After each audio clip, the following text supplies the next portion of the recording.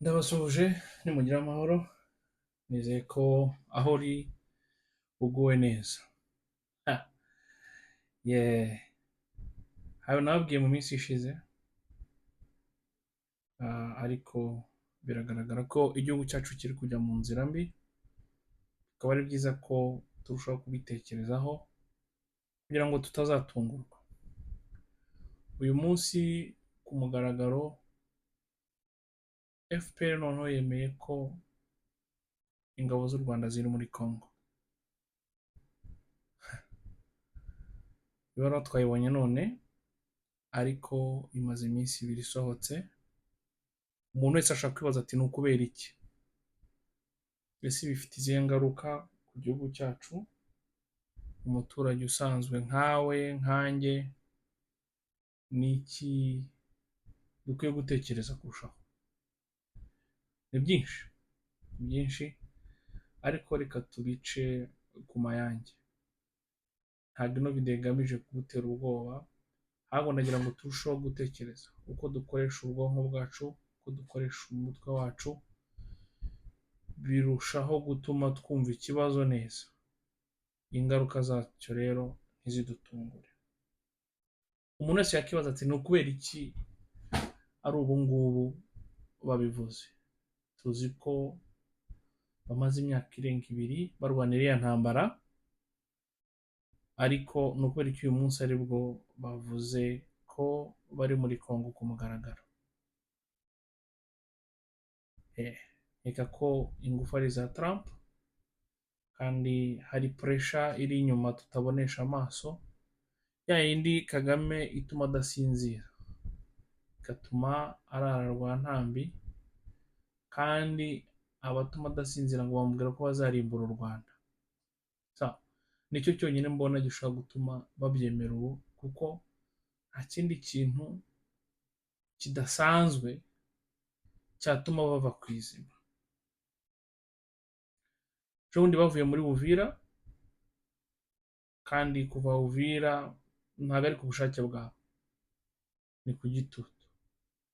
Twabonye ko ejo hashize also hanabaye healing muri Congress. Abatazi healing ni uburyo abadepite cyangwa abasenateri batumira umuntu kuza gutanga ubuhamya cyangwa bakaza kumubaza ibibazo. Ni ikintu gikomeye muri Amerika, muri demokarasi ya Amerika. Bari kuvuga kuri aya masezerano Trump yasinyanye hagati y'u Rwanda na Congo.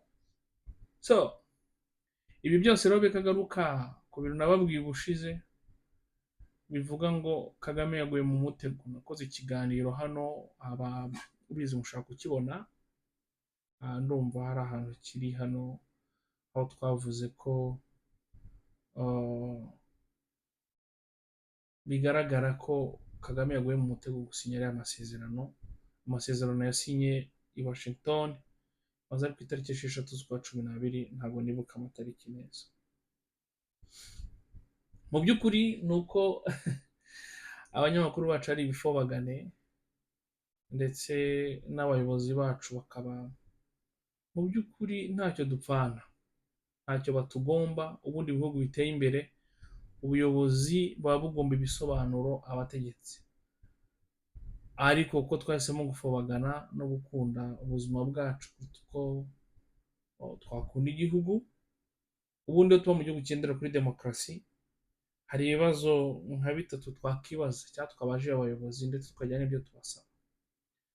Icya mbere, umuntu yababaza ati ninde wabaha uburenganzira bwo kujya mu ntambara muri Congo? Ubundi intambara, yego, igitero kigabwa cyangwa declaration nk'iriya yo gufata ingabo zikajya mu kindi gihugu ifatwa n'inteko, nubwo ari perezida nk'umugaba mukuru, ariko anasaba uruhushya inteko ishinga amategeko cyangwa arayimenyesha. Ntabwo ndi bujye muri jargo z'amategeko, ntabwo nzizi neza, ariko ubundi bagakwiye kuba barabitangaje. Ariko kubera ko nyine tuyobowe sinzi uko nabyita, ntabwo icyo kibazo dushobora kubona uko tukibaza. Ariko ubundi icya kabiri cyangwa bikiri muri cya kibazo, nta muntu wari ukwiye kongera kuganira atabanje gusaba imbabazi abanyarwanda, kuko mu by'ukuri twebwe njye nawe turabizi neza ko twari dufite RDF muri Congo. Nta muntu n'umwe udafite umuntu uzi wavuye muri Congo cyangwa umuryango wabuze umuntu muri Congo. Ariko bayevodabo bande bose bazaga ku binyamakuru bagahakana ko u Rwanda ruri gufatanya na M23. Ubu rero nkeka ko ubundi turi mu gihugu kigendera ku mategeko, buri muntu yagakwiye kubanza gusaba imbabazi muri abantu bagiye bahakana ko u Rwanda rutari muri Congo. Cyanyibukije kera muri Uganda bamaze ikibazo kuri BBC ati ese mufite ingabo muri Congo? Ati ntazo dufite. Ati ko tuzi ko umuntu uravugisha ukuri kw'Imana? Ati ni ukuri kw'impamo. Yewe ukuri kw'impamo ntazo dufite, ariko mu kuri kw'Imana turazifite. So nuko turi mu gihugu kitubaha cyangwa kidaha ijambo abantu, ariko twagakwiye gusaba ibisobanuro abatuyobora ukuntu bagiye muri Congo, ndetse bakadusaba n'imbabazi. Ibi rero birazana n'ikindi kibazo cyo kwibaza, iyi ntambara idutwara ubushobozi bungana iki? Se twapfusha abasirikare bangana iki? Bashyinguye he? Imiryango yabo yahawe iki? Ese turi kugera ku byo twagiye gukorayo? Kuko ubwo wajyanye ingabo muri Congo afite n'umugambi yari afite azijyanayo. Ese turi kuwugeraho nk'igihugu? Sino ibindi turimo ni uguta umwanya. Cyo ku bw'amahirwe ya Kagame rero ntabwo dufite journalism imeze ityo, ndetse nta nubwo dufite abaturage baryoza leta ibyo yakoze itababajije. Hari ikindi kintu bavuze ko bari kudefanda abatutsi, ngo abatutsi bafatwa ku ngufu bari gukorerwa jenoside muri Congo. Ibi binyibukije ikintu nkunda kuvuga buri gihe, ko nta muntu nzi upfobya jenoside yabaye mu Rwanda muri 1994 nka Kagame n'abambari be. Kuko wenda bato ntimubizi, ariko wenda mwarabyumvishe, jenoside iri kuba ntabwo washobora kuva mu rugo ngo ugende widegembya werekana irangamuntu handitseho ko uri umututsi, ugenda ibirometero 2-3 cyangwa ujye ku kazi. Ariko muri Congo baratubwira ko abatutsi bari gukorerwa jenoside, aho tukabona abajenerali bazamurwa mu ntera b'abatutsi, tukabona abatutsi mu mirimo, tukabona abo bita abatutsi bamwe banabyanze abanyamurenge, reka tuvuge gutyo, cyangwa abanyamasisi, abanyarucuro, abanyejomba, abo twakita abanyemera, niko bakunda kwiyita muri no minsi. Tukababona bafite imirimo i Kinshasa, bari bafite imirimo i Bukavu, bari bafite imirimo muri Goma, usibye ko habaye nyine ibi by'uko M23 hafashe bakahava, abandi bakahaguma. Ariko nshaka kuvuga ko ubwoko buri gukorerwa jenoside, ngo tubone n'abantu bazamurwa mu ntera bava muri ubwo bwoko, tubona ahantu batuye babayeho neza. Munyumve neza, si uko abanyamurenge badafite abakongomani bandi babanga ku buryo bashobora kubagira nabi, ariko ntibiri ku rwego rwa jenoside. Ikindi ntabwo biri hose, usanga ari nk'ikibazo cy'umuntu ku giti cye. Ntabwo ushobora kuvuga ko dufite General Masunzu Gasita, tukagira Ruhora imbere, tukagira bano bajenero bose b'abanyamurenge n'abo muri Noro, ndetse na mukuru wa Nkunda cyangwa umuntu nawe sinzi icyo umukuru muri bo, naho umujenera, ukambwira ko icyo gihugu koko abo bantu bari gukorerwa jenoside. Hari ikintu abantu bajya birengagiza,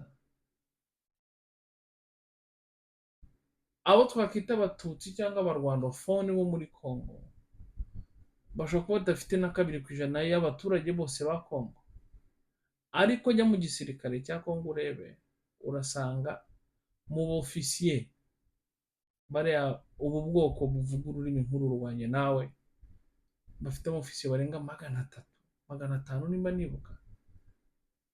barengeje 25% y'abandi ba ofisiye. Nta bundi bwoko mu moko 400 bufitemo abantu bangana kuriya. Ngaruke ku cyanyuma rero kijyanye n'iki ngiki ariko cy'ubututsi. Mu Rwanda ko twaciye ibyo bintu by'amoko, twabonye ari ibidutandukanya, ari ibidutuma twangana, ni ukubera iki dushaka ko muri Kongo babigenderaho?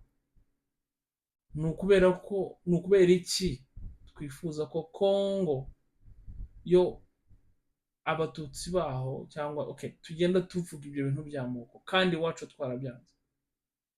Aho n'ibyandi bavuga ngo umwana wundi umuhata itabi n'inzoga, warangiza ukamubwira ko n'ishuri nta muntu ryakijije. Ubu ntituri kubashuka. Ubu tuzaharanira gute panafricanism hari abantu turi kubwira ko ari abatutsi? Twabaye tutsi power. Igihugu cyacu tuzi aho hutu power yagejeje igihugu cyacu. Tabizo si inyuma bajye kureba mu mateka ngo duciye ibintu iwacu kuko ari bibi, none turi kwifuza kubikoresha abandi. Hari ubwo dupaniki, urumva tutabashuka. Neze ko muzi abatutsi bo muri Kongo. Bahati guverineri wa Nord Kivu si umuhutu, umukongomani. Abahutu b'abakongomani bo barababana. Ubu nibahindukira bakanga gufatanya na bene wabo, ibi bintu ni bike. Ariko hari ikintu nanga kuvuga kubera ko ntazi ingaruka cyagira, cyane cyane ko ntashaka ko abaheza ngundi bagikoresha. Ariko ibintu by'ironda koko ubutegetsi bwacu bugira na supremacism tutsi bashyira imbere mu bintu byose bakora, rimwe na rimwe akabizanamo ya tekinike y'abanyarwanda yo guhisha, ariko usanga barabipromotinga. Ni topic imana naganira, ariko nkatinya ko aba extremiste bamwe na bamwe bashobora kubyaza umusaruro uko numva ibintu, bakaba bakora ibintu bitari byiza, ugasanga nanjye sinishimye, kuko njyewe nimva nk'umunyarwanda kuko niyumva mu bwoko mwampaye cyangwa nahawe na sosiyete tubamo, kubera ko mbona duhuje imico, duhuje ububwa, duhuje ubugabo, duhuje umuco, duhuje ururimi, duhuje imigirire, ku buryo numva ari byo bishobora kuba ubwoko, ubunyarwanda, kuruta uko mba umuhutu. Nirinda kuganira icyo kintu kubera ko ntabwo nshaka ko umu extremiste ugikoresha mu kugira abandi bantu arenganya. Ariko ubutegetsi bwacu buhoza mu kanwa ibintu by'amoko no gutandukanya abantu. Kugira ngo muribuka mu minsi ishize bashwana na Museveni, baje tugaterega n'undi si umututsi, ni umutwa. Ni umutwa. Sinzi nimba mwumva icyo bivuze. Anyway, ni topic byanjye no kavuga ariko ubundi wazayiganiraho kama mbaya tukayiganiraho tukabwizanya ukuri, kubera ko leta iradushuka ikazana ibintu by'amoko ikabishyira imbere, yarangiza igacima ikavuga ibindi, ariko tuzi neza ikigamije, kandi ibintu byadusenyeye igihugu turabizi. None muri kubijyana muri Kongo, nimba ari ya mvugo nyine navuze yuko ngo umwana utari uwawe umuhata itabi ukanamubwira ko ishuri nta kintu rizamumarira akarivamo. Iyi baruwa rero ambasaderi yanditse, wenda tuzagira akanya kwiganiraho kurushaho, ariko irimo ibinyoma byinshi nifuze kugira ngo tubirebaneho gatoya mbere yuko tujya ku mwanzuro.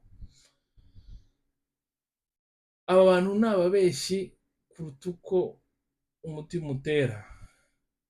Ni ibaruwa irimo kubeshya guhera hejuru kugera hasi, ariko ikintu cya mbere twakibaza nkuko nayo nyibaza, ni ukubera iki iyi baruwa isohotse uyu munsi? Ni ukubera iki yanditswe na ambasaderi aho kwandikwa n'umuvugizi wa leta, aho kugira ngo isohoke muri perezidansi cyangwa muri minadef, igasohoka isohokeye muri ambasade kandi yanditswe na ambasaderi? Harimo ibinyoma byinshi rero. Babanje babeshya impamvu bari muri Kongo, bavuga ko bari muri Congo kurwanya FDL. Video na postinze ejo, ndumva ndi wishyira ahantu hano turebe nimba nibona cyangwa ndayipininga hasi. Natanze challenge mbwira abantu ni FDL tuzi tuyizi ivuye mu kanwa ka Jean Damascene, ka Kagame, Jean Damascene Bizimana, Kagame Paul cyangwa Tom Ndahiro, ari magambo tuyizi ivuye mu kanwa k'abamotsi ba FPR. Njyewe mureba hasi ndumva propaganda nimwe ivuga FDL. Nta muntu turahura mbwire ko aba muri FDL, wenda ngira ibyo bamwibariza. Guvuga rero ko FDL ari ikintu gikomeye kiriho, ndashaka kuha challenge namwe mumfashe. Niba umuntu uzi website ya FDL ikaba irimo amahame remezo ya FDL, mukamuzi nta n'igicisha ibiganiro, muturangire tujye kuyireba ubundi tumenye nuko tuyirwanya, kuko ivugwaho ibintu bibi nimba ibikora niyo kurwanywa. Ariko attention, abayivuga gutyo ni abayirwanya.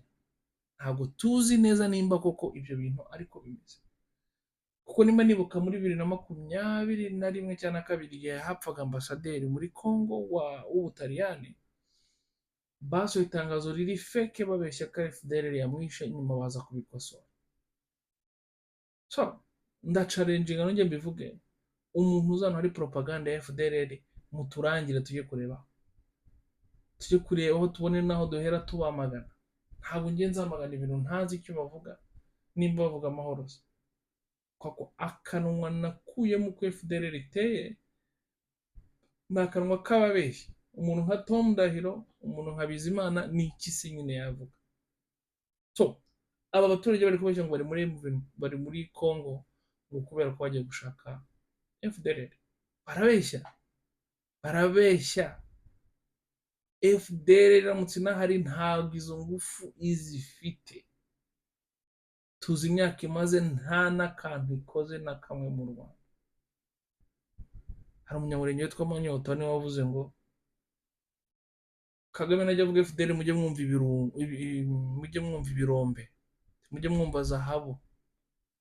Iyo avuze FDL abavuga ngo akurikiye FDL muri Congo, ati mujye mwumva ko agiye gucukura zahabu, n'ibyo abavuga wasanga ari byo. Icyo ni ikinyoma gikomeye. Barakomeza bakavuga mu ibaruwa ngo M23 ni umutwe w'abakongomani ngo wigenga. Gute se? M23 ntiyigenga, kuko igihe basabye u Rwanda ko M23 iva mu mujyi yari yafashe, ni M23 avuyemo. N'uyu munsi bituvuga bya Uvira, nta namwe ugize avuga ngo M23 ava muri Uvira. Bababwiye u Rwanda ati mukuri ingabo zanyu muri Uvira, none reba Uvira yongeye asubiye mu maboko y'abazarenda. Icyo ni ikindi kinyoma. Nongeye navuze kuri ibi bintu bya jenoside y'urwo bavuga iri gukorwa muri Congo, bavuga ko abatutsi bari gufatwa ku ngufu bakanicwa.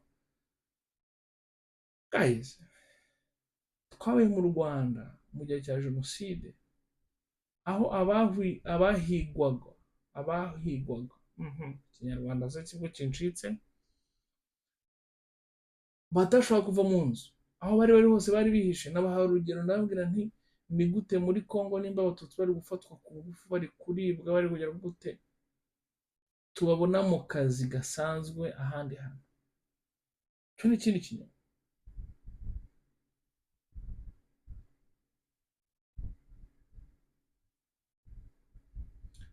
Ibi bya FDL rero ni ibintu dukwiye kwibuka ko Congo ubwayo yahaye uruhushya leta y'u Rwanda kuza kurasa FDL.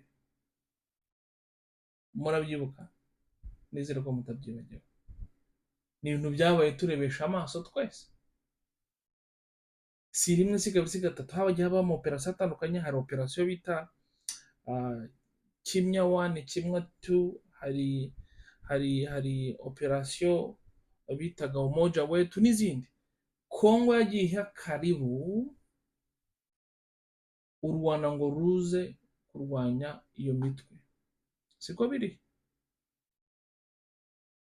Tutagenda kure, uyu perezida uriho, uyu Felix, twajyaga tumwita gisekeramwanzi kubera ko twabona agacomekanye na Kagame, Twagira ngo aramuburiye aramubwira ati uyu mugabo uri guhagarara iwe ntumuzi azakwereka ntabwo wakina. Birumvikana uyu Felix yahaye Kagame karibu muri Congo.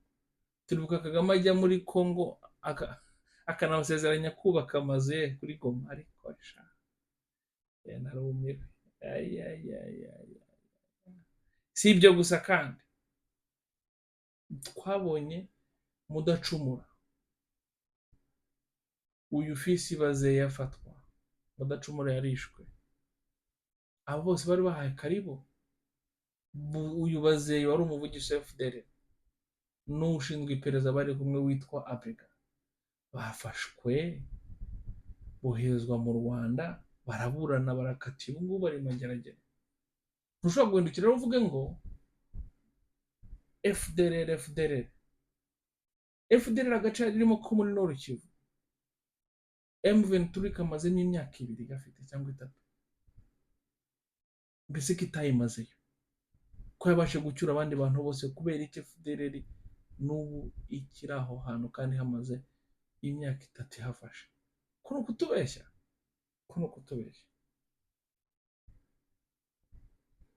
Ikintu cyo kutubwira ko Congo ifasha FDL, reka tuvuge ko bishoboka, ariko kimwe mu bintu nibaza kijya kigora kucyumva ni uburyo Kabila yakoranye n'aba bantu ariko bakaba ari muri AFC M23, yarahawe karibu nta kibazo. Aba bantu koko icyo bagamije ni ukugira ngo haboneke amahoro, cyangwa icyo bagamije koko ni ukugira ngo ababica barekera aho, basigeho gukomeza kubica, cyangwa bifite izindi gahunda mu by'ukuri barimo abantu bakaba badasobanukiwe. Njye ntabwo ushobora kumbwira ko Kabila uwisha aba bantu akarwanya Nkunda, akarwanya isi n'ijuru, ari we uhindukiye akaba ari muri AFC M23 bakaba badashobora no kumurwanya. Harya ubwo ngibyo tuzabyita gute? Ashaka agira umuntu unsobanurira ukuntu ibyo ngibyo turi bubyite. Ntabwo ngiye mbyumva neza. Anyway,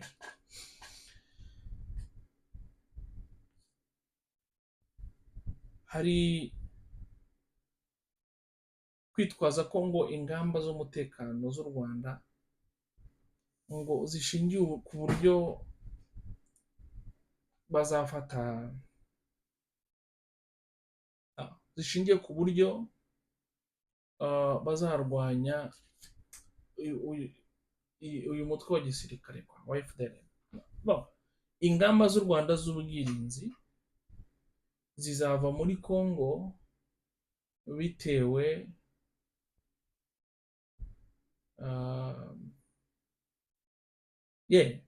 n'uko FDL ivuye hariya. Ariko ngo tumaze kubibona FDL nta gahunda ifite kuva hariya, kuko ntihari. Nimba inahari ni urwitwazo, kuyitsinda ntibyabananiye, ahubwo ntabwo bashaka kuyitsinda, bifite izindi gahunda barimo. So mu yandi magambo, igisirikare cy'u Rwanda kizaguma muri Congo. Gusa twibukiranye akantu bavuze gakomeye nshaka ko mutsindagira. Bavuze ngo kugira ngo dushyireho transparence, kugira tubone uko tuganira, ngo niyo mpamvu tweruye ko turi muri Congo. Icyo kintu muracyumva? Mu yandi magambo ni ukugira ngo ibiganiro bigende neza. Umuntu ariko yakibaza ati, uyu si umutego wundi bateze Kagame kugira ngo nuko bamurimburana n'imizi? Bibuka iki kintu ntabwo ari Kagame uzarimbuka, ni u Rwanda bazarimbura nk'uko babivuze. Na Kagame yarabitubwiye atubwira ati baravuga ko u Rwanda bazarurimbura. Ibi kagaruka ku isi n'abaciriye. Biragaragara ko hari ingufu ziri inyuma ziri gukora ibintu twebwe tudasobanukiwe, tutabona n'igisubizo duha. Ariko nta kundi, dutegereze tuzarebe kiba. Gusa dukanura amaso, dufunguke mu bitekerezo, twumve ikijya mbere, kuko sinshaka ko tuzatungurwa. Biragaragara ko ibihano bitutumba. Byaravuzwe ejo muri ya hearing yabaye, abadepite nako umuntu muri secretary umuntu wo muri state department, uriya mudamu wari waje gutanga ubuhamya cyangwa wari waje kubazwa na senate, yarabivuze yavuze ko ibihano bigihari kandi bigishoboka. So be careful, ntituzatungurwa. Kuko erega Kagame nk'uko yabivuze, aravuga ngo iyi si nzi uko iyobowe, icyo cyo ndakizi. Yarabivuze yigamba. Iyi si ntabwo ari ngo uri mu kuri cyangwa uri mu binyoma. Iyi si ahubwo hayo ifite ukundi kuntu iyobowe, ku buryo iyo umaze kubisobanukirwa yewe urabyumva. Kagame rero yari umukomisiyoneri, none Felix yaraje aravuga ati you know what, njyewe ndashaka n'icyo uzajya udiringa namwe amaso ku maso. Ibintu byo guca kuri komisiyoneri no. Iyi ntambaro turi kwitsindwa kubera ko nkuko nayo babwiye ubushize, Kongo ifite byinshi byo gutanga, Kongo ifite byinshi byo kutugura cyangwa kugurisha, byo kubwira ati fata ibi ariko nanjye ndabona iki. Kongo ifite ibintu bidashira bituma itugurisha tukagwamo. Kongo ifite abaturage kuturusha, nayo babwira nti umunsi bahagurutse ikintu babura cy'akanyabugabo bakakigira bakakimera, niyo bafata inkoni badutsinda. Inkoni si ngombwa imbunda, abakongomani bose bafashe inkoni y'ibibanga badutsinda. Ni miliyoni 100 bro, ni miliyoni 100, turi miliyoni 14 apel. Okay. Ikindi bafite ubutaka buhagije, twe burya ushobora kudutera uturutse ku Gisenyi, nyuma y'iminsi biruka buri ku Rusumo cyangwa Cyangugu, ukaburi Gatuna. Igihugu cyakuntu cyubatse, ukuntu kingana, reba amezi turwanye tukaba tutararenga Kivu. Hari abagiye kuvuga ngo niko babishatse baguma kuriya. Ye birashoboka, ariko si nkeka ko bafite ubushobozi bwo kujya kurwana Kongo yose, nta buhari. So uyu mutego twaguyemo nizere ko utazatuzana ibihano, ariko birashoboka cyane. Imitego imaze kuba myinshi. Hari resolution 2773 nimba nibuka idusaba kuva muri Kongo, ndetse ikanapropoza ko hajyaho ibihano. Hari ibintu byavugiwemo mu nama igihe Uvira yafatwaga, nyine nayo babwiye, murabyibuka, amagambo akakaye, ambasaderi akakaye. Noneho tukibuka uburyo bakoresheje penalty Kagame akajya gusinya muri Washington.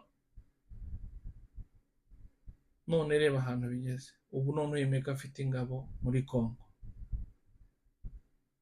Muzi igihe ukurikiye, ubu bahawe uburenganzira Felix kuba yarasa u Rwanda. Muraje muvuge ngo ntiyabishobora pe, ko mubona mushoboye, mubona mukomeye. Ariko Kongo nagira mbibutse ko twatangiye kwiteza ibibazo itemere kugura imbunda. Uyu mutipe Felix wa mugana wa Evode yacuruje pizza ariko azicuruje i Buruseli, amaze kutuhabya. Ngira ngo maze kubona ko iyi ni inama ya kangahe ya kabiri ibaye Kagame ntajye i Davos. Ibintu bitabaho.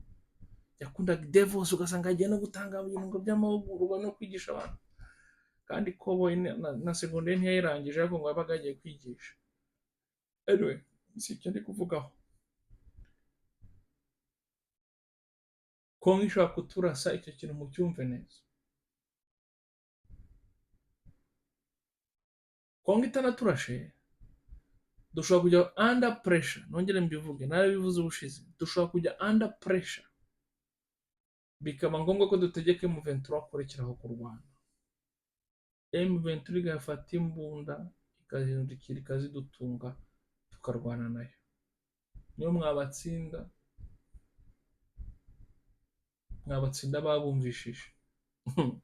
Bongo n'abarwanyi, icyo cyo ntabwo mbihakana, ni uko ari ibifobagane bababwira ngo ucaha ugaca bagacaha, ariko Makenga ni umurashi, ni abantu b'abarashi pe, ni abarashi, bitavuze ko n'abandi badafite abarashi, ariko abahungu muri M23 ni abarashi pe, kandi bahombye ibintu byinshi. Nongere mbibibutse, bahombye ubuto bwabo, bamaze imyaka nka Makenga amaze imyaka irenga 30 arwana, ntararenga igoma hariya, nibyo nta handi yavuye igoma Bukavu, nibyo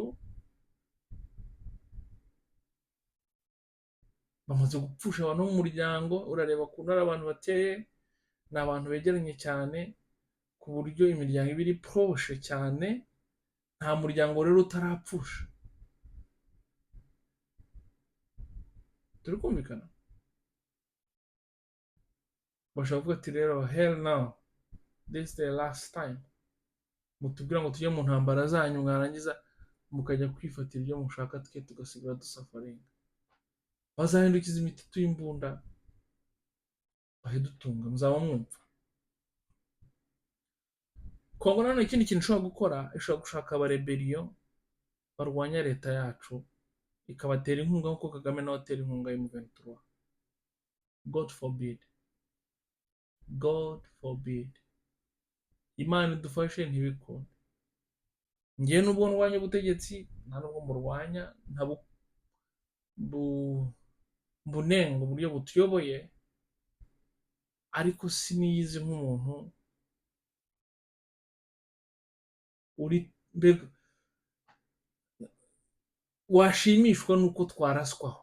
Ntabwo ndi umuntu ushobora gushimishwa nuko hari abanyarwanda bajya ku rugamba cyangwa twakwicwa, ariko rimwe na rimwe nta shobora tuba dufite.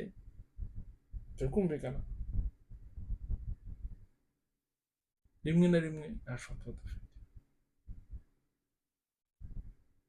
ntabwo rero bishobora kunshimisha. Ariko ikigaragara, Kongo nayo ishobora kuvuga ati namwe ko mufasha se bariya, natwe reka dufasha abanyu baze gukora 1 2 3 4. Sibyo? So ni ukubera iki nkoze iyi video, ibaye na ndende ntabishakaga. Ikigaragara, hari ingufu ziri inyuma y'ibi bintu, ziri gupushinga ikintu tutazi. Dushobora kuzabona ibihano, dushobora kubona aho tubwira ngo nituveyo, dushobora kubona iki, ndagira ngo ntituzatungurwe. Ndagira ngo umuntu uzabona amahirwe yo kugira umutegetsi abaza, azamubaze ngo twapfusha abasirikare bangana iki, bubashywe bate mu miryango yabo, imiryango yabo ntiyicwa n'inzara. Turi kumvikana? Turi kumvikana? Twarashyinguye neza.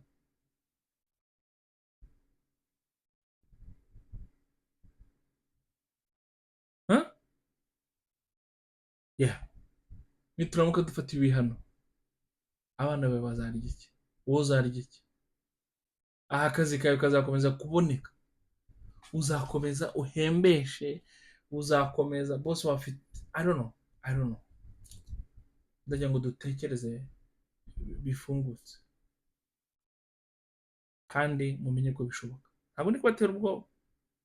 Imana idufashe mbe nibeshya, Imana idufashe ibyo ndi kuvuga ntibikabe, ntacyo bimariye rwose.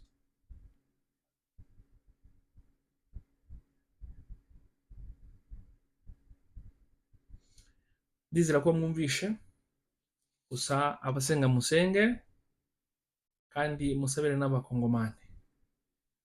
Kugira ngo mwabonye ko aho M23 iri kuva, iri gushyiraho igitugu abantu ngo bayikurikire, kuko ikeneye abo yikoreza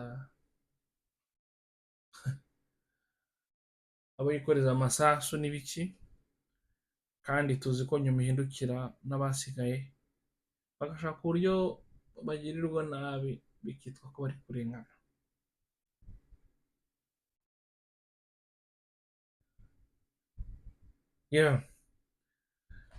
Nuko nareshyaga, mukomere, murakagira u Rwanda mwigengaho, kandi ibiganiro nakagaruka. Nizere ko aho uri wakanze subscribe kandi wabwiye n'abandi bakaza tukaganira.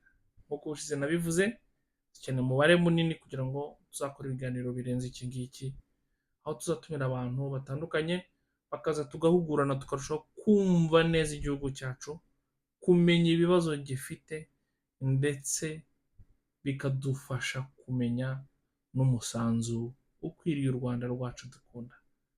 Murakabaho, murakagira Imana.